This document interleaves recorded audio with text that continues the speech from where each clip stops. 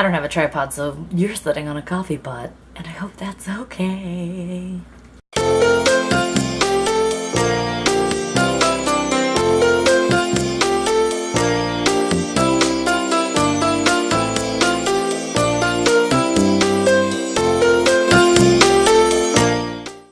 Hey guys, it's Manna, and welcome to Alternative Younicorn, a weekly show where I discuss spirituality, mental health, and airy fairy hippie stuff. Today you're in the kitchen with me.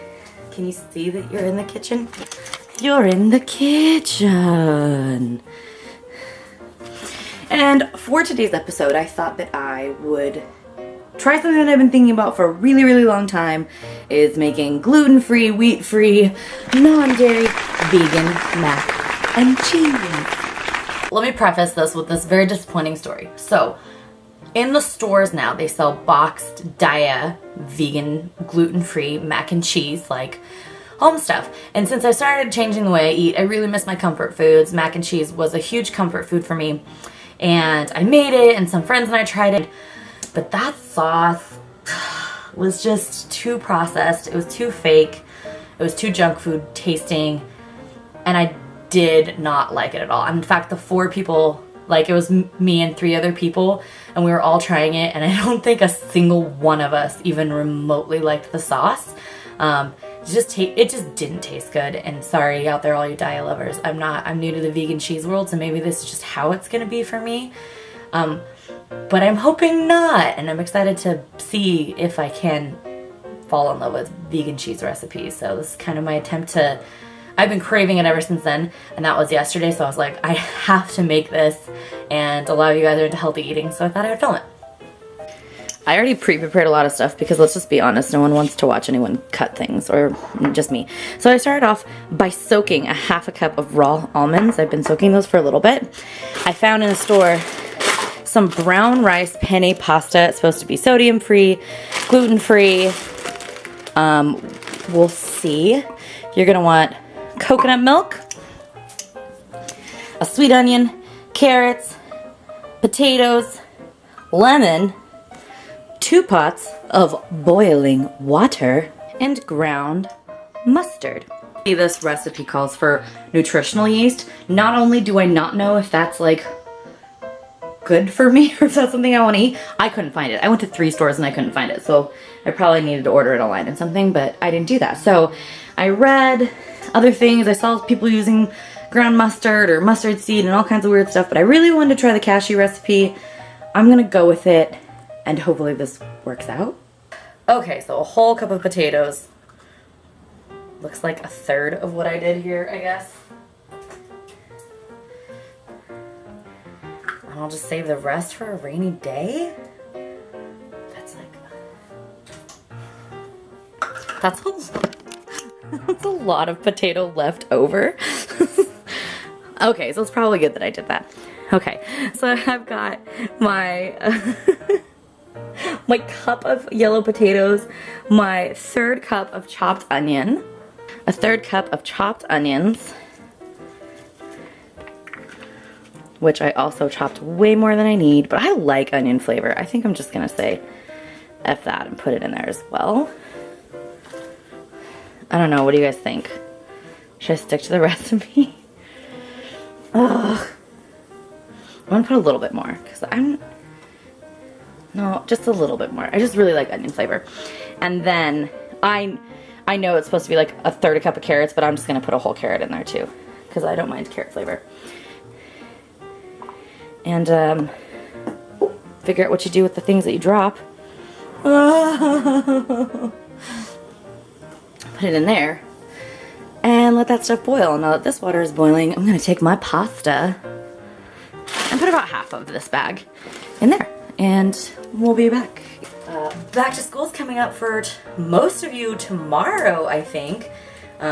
When you watch this video, it'll probably be time to take your kids to school, or if you are young, you are going to school. So happy back to school. I know it's an exciting time for parents, and it's an exciting time for kids and for everybody. I am neither in school nor a parent, so just another day for me. I'm really bored now, just waiting. It's like the thing you don't like, so let's talk about our thoughts. Let's talk about the things that we're waiting for in life. 2, 5, 7. 2, 5, 7. 1, 2, 3, 4, 5, 6, 7, 8, 9, 0. 2, 5, 7. 2, 5, 7. 2, 5, 7. Okay, so now that this rice pasta is done, I just want to show you, look at this water. That's so interesting. It was clear. It was clear when I put the pasta in, and now it's, I hope that's a good thing. Should I rinse that? Do you rinse? Does anyone know?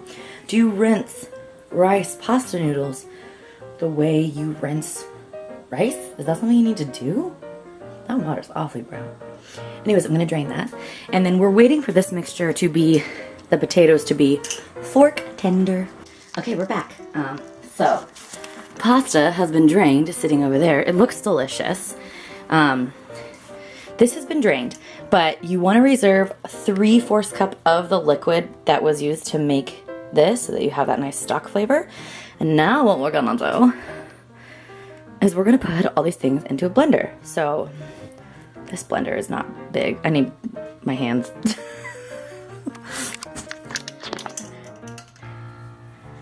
Now you're on cups.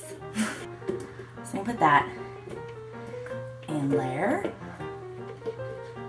Oh, make sure you get the onions, they're all sticking to the bottom of this.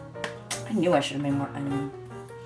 I got this recipe, I first saw this recipe from Nikki Limo's page. I really like her. Half a cup of cashews that we're soaking in there too. Oh, they soak really fast. Nice feeling. Half a cup of that. And then 1/4 cup of coconut milk. 1/4 cup of delicious coconut milk. The juice and liquid from the vegetable stock into there. A lemon. It's probably 1 tablespoon. That's fine. And then usually it says 2 tablespoons of nutritional yeast, but since I'm going to try to substitute with mustard, I'm going to do 2 tablespoons of ground mustard.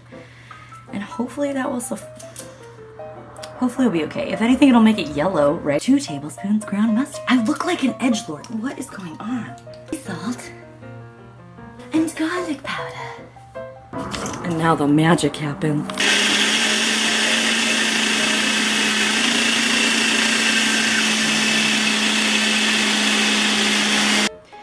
And here is the sauce. Oh my god, it looks like cheese, but dude, guys, this smells like mustard. I may have like really messed this up. Okay, so then we take this delicious cheese sauce and pour it over our mac and cheese. I mean, it looks amazing.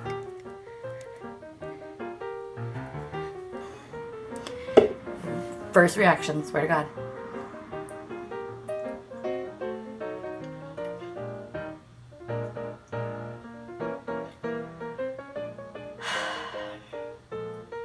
It tastes like mustard. Oh man, I messed up. It's not bad. Alright, so here is the finished product. It definitely looks like mac and cheese. I know 100% that was too much mustard. I put 2 tablespoons in. Probably should have been about 2 teaspoons. I don't know where my brain is. I know better. Actually, I do know how to cook. So right now, let's see. Let's taste it with the noodles. There we go.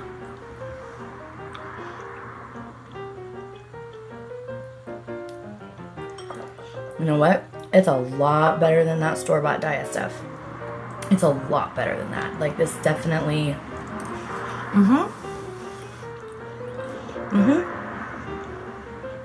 I can do this. It definitely doesn't taste like macaroni and cheese. And nothing tastes like cheddar cheese. That's fine. And I think that that's what the nutritional yeast is for. Like, I think the nutritional yeast gives it the cheesy flavor. And that flavor, like, it's a fermented something. And so I'll try it again with nutritional yeast, but I think I have to order it or go somewhere special But I'm really happy I did this. This is actually very satiating. It's very filling. My brain's happy with it. These rice penne noodles though, off the wall. Crazy good. Highly recommend them if you're gluten-free and trying to cut back. Like, this is still, here's the thing about this. At the end of the day, this delicious thing that's made with vegetables, nuts, and coconut milk is still a comfort food. It's still, this is still a starchy dish. This still isn't something that you would make every day. This is not something to like, you just want to have in your diet all the time.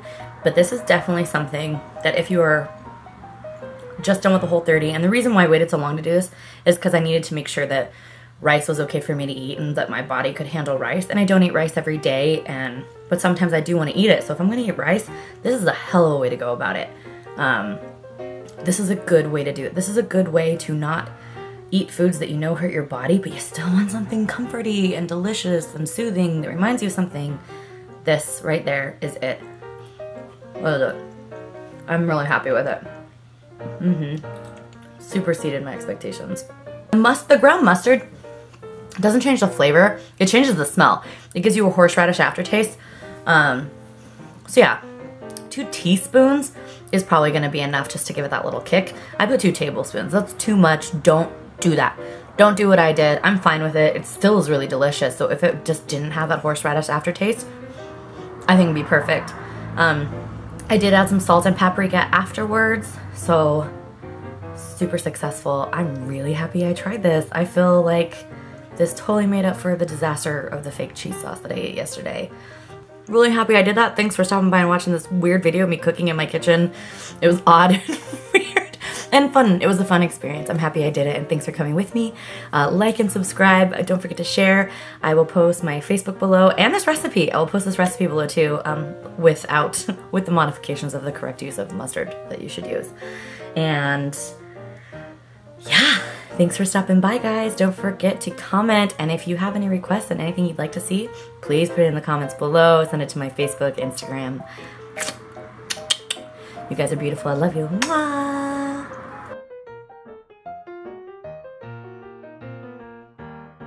I know. Don't know what to do with all that leftover coconut milk because you only used like a 1/4 cup of an entire can. Make some chia seed pudding. I put the rest of the coconut milk in a container. I pour chia seeds. I do this all the time, so I don't measure anymore. I just legitimately don't measure.